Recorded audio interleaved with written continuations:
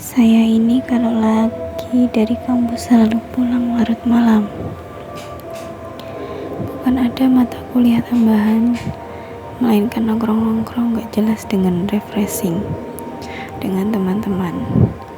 Melihat jam tangan sudah menunjukkan pukul 23:30 malam.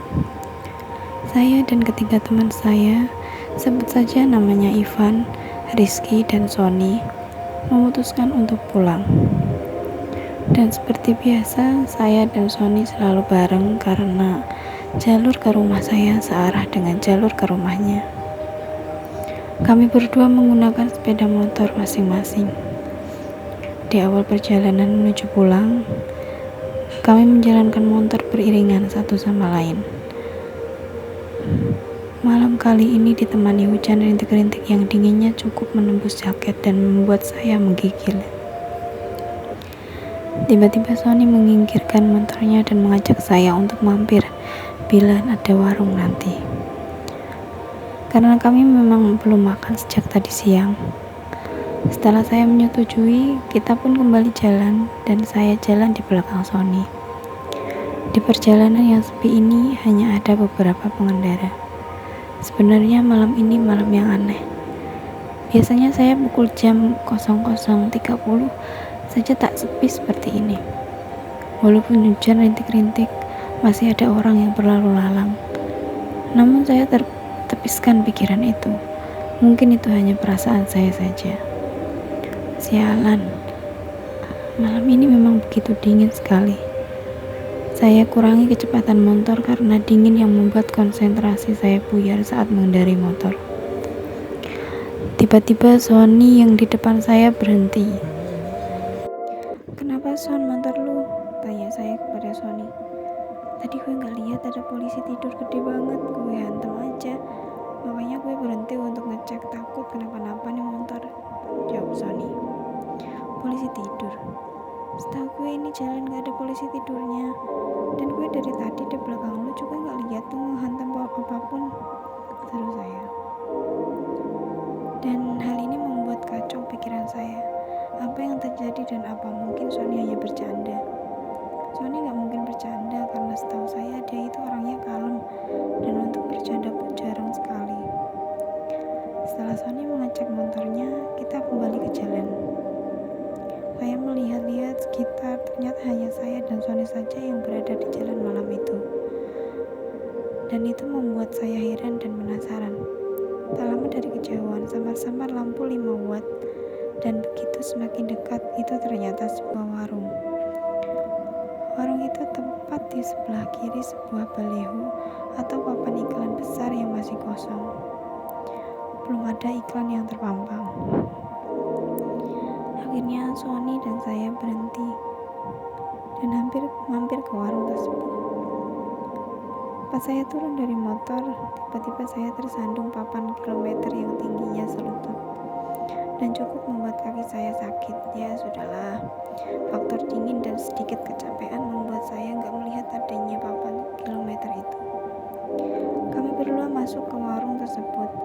Tersedia bangku dan meja, kami pun duduk. Setelah kami duduk, keluarlah seorang ibu-ibu dan seorang bapak. Sepertinya mereka suami istri, dan menyapa dengan ramah sambil tersenyum. "Pesan apa, Mas?" tanya ibu warung itu sambil tersenyum. "Pesan kopinya 2 ya, Bu. Kalau ada makanan ringan seperti roti juga pesan 2 ya, Bu," jawab Sony. Ibu itu pun tersenyum dan kembali masuk ke warung untuk membuatkan kopi. Sambil menunggu, saya pun iseng-iseng bertanya kepada suami si ibu warung. "Warungnya buka 24 jam ya, Pak?" tanya saya. "Iya, Mas. Saya berjaga bergantian dengan istri saya," jawab bapak itu. "Malam ini dingin sekali ya, Pak, dan jalan begitu sepi," ujar saya. Dan bapak itu hanya tersenyum kepadaku. "Ini Mas kopi sama rotinya," ujar ibu warung sambil menyuguhkan kopi dan roti yang kami pesan. "Oh iya, terima kasih ya, Bu. Saya buatkan tahu isi juga, dingin-dingin begini enak loh Mas untuk isi perut mas-mas ini. Masih hangat loh Mas," ujar ibu warung. "Iya Bu, terima kasih," jawab saya. Laki-laki ibu itu tersenyum kembali kepada saya dan Sony. Lalu saya ambil tahu isi itu. Kebetulan saya sangat lapar karena menerjang dinginnya malam ditambah rintik hujan. Setelah saya makan, ternyata enak juga tahu isi ini. Begitupun juga sambalnya. Sampai-sampai saya dan Sony habiskan tanpa tersisa. Seperti biasa, sehabis makan saya bakar sebatang rokok sambil menyeruput kopi hitam hangat. Beberapa saat kemudian, semua tadi berapa, Bu? Kopi 2, roti 2, dan tahu isi kita berdua habiskan, hehe, ujar Sony sambil tertawa. Semuanya 20.000, Mas, jawab ibu warung sambil tersenyum. Setelah kami membayarnya, kami pun segera melanjutkan perjalanan pulang. Saat saya menuju motor, lagi-lagi saya tersandung papan kilometer. Oke, kali ini saya benar-benar meleng. Penasaran dengan papan kilometer yang membuat kaki saya tersandung, saya pun melihatnya. Di sana tertulis kilometer 12. Setelah saya penasaran, saya hilang. Akhirnya kami pun memulai perjalanan pulang. Jalanan masih tampak sepi, hujan rintik-rintik sepertinya tak mau berhenti. Di pertigaan jalan, Sony pun belok kiri. Karena kali ini saya sudah gak sejalur lagi dengan dia. Dan rumah saya masih agak jauh sedikit. Anehnya, di jalan yang menuju ke rumah saya tidak sepi seperti tadi. Ada beberapa kendaraan yang lalu lalang. Sialan, malam ini sangat aneh. Mungkin karena gue kelelahan, gumamku. Sesampainya di rumah, saya sholat isya dan membersihkan diri. Mata pun belum mau menutup alias belum ngantuk. Saya pun mendengarkan lagu, tiba-tiba HP saya berdering dan panggilan masuk. Ternyata itu Sony. Tadi lo ngerasa aneh gak setelah perjalanan pulang, Dit? Tanya Sony melalui telepon. Iya sih, jawab saya. Kirain gue doang, Dit. Motor gue pas dicek di rumah ternyata gak ada yang rusak. Padahal tadi gue hantam polisi tidur gede banget, cuy, ujar Sony. Iya syukur deh, Son. Sorry, gue capek banget nih. Gue tutup dulu ya, besok di kampus aja ngomonginnya, jawab saya. Oh, oke, Dit, ujar Sony. Karena perjalanan tadi membuat saya stres gak seperti biasanya, akhirnya saya memutuskan untuk tidur dan menutup telepon dari Sony. Akhirnya saya pun tertidur. Seperti biasa, alarm HP saya pukul 5 pagi berdering untuk membangunkan sholat subuh.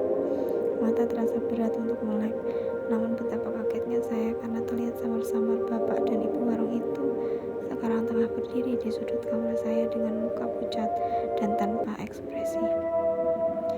Sepertinya saya antara sadar dan tidak, atau hanya berhalusinasi. Sialan, apa ya lagi ini? Saya pun tertidur kembali dan melewatkan sholat subuh. Pagi pun menjelang, jam menunjukkan pukul 7 pagi. Saya pun bergegas untuk berangkat ke kampus. Saya berencana berangkat melewati jalan semalam dan melihat apa benar ada warung di situ. Teringat ada papan iklan besar dan papan kilometer 12 di sana. Akhirnya saya sampai di jalan kemarin. Saya lewati, ternyata jalan ini tidak sesepi semalam hari. Dari kejauhan terlihat papan iklan besar. Setelah saya dekati, di sana juga terdapat papan kilometer bertuliskan kilometer 12 yang membuat saya tersandung semalam. Iya, tidak salah lagi, ini tempat saya dan Sony semalam mampir ke sebuah warung. Dan betapa kagetnya saya, karena tempat di sebelah kiri papan iklan besar yang masih kosong itu ternyata hanya sebuah kebun kosong yang ditumbuhi rumput ilalang dan semak belukar. Tidak ada satupun warung di situ. Namun di dalam kebun terlihat dari kejauhan ada sebuah rumah kosong yang nampak tua. Rumah itu atapnya sudah runtuh sebagian. Entah saya berhalusinasi atau tidak, di sana terlihat sosok perempuan melambaikan tangan dari dalam rumah tua itu.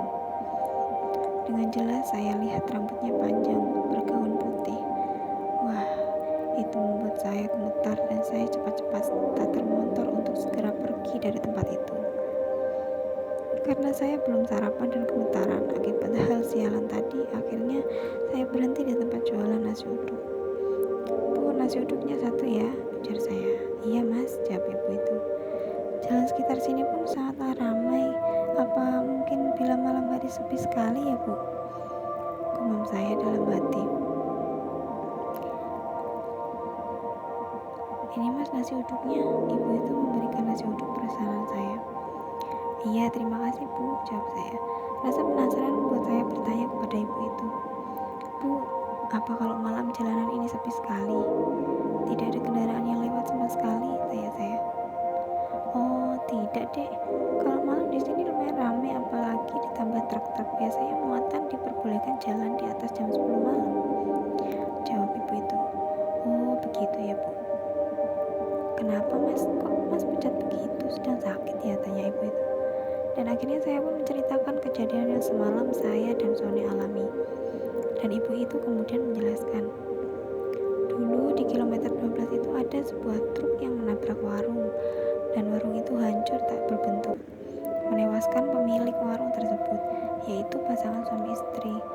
Rumah di dalam kebun itu adalah pemilik warung yang tewas itu. Jadi yang Mas makan semalam itu hanyalah tipuan mata saja. Mas itu sebenarnya gak makan apa-apa, ungkap ibu itu.